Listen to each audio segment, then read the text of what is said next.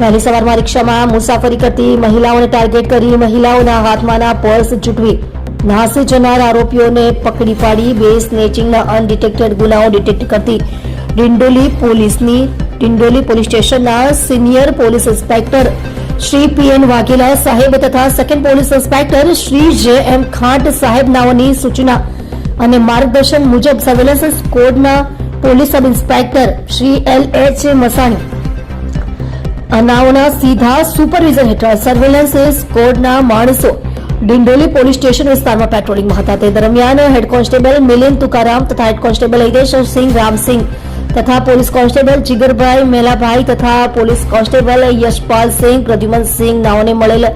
ચોક્કસ બાતમી હકીકતના આધારે ડિંડોલી પોલીસ સ્ટેશન વિસ્તારમાં વહેલી સવારે રિક્ષામાં મુસાફરી કરતી મહિલાઓના પર્સ ઝૂંટવી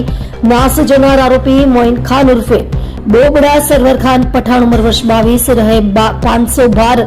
રેશમનગર ચંડાલ ચોકડી પાસે ભીંડી બજાર પાસે ઓન પ્રસ્થાન સુરતને ઝડપી પાડી સરાહનીય કામગીરી ડિંડોલી પોલીસ દ્વારા કરવામાં આવી છે।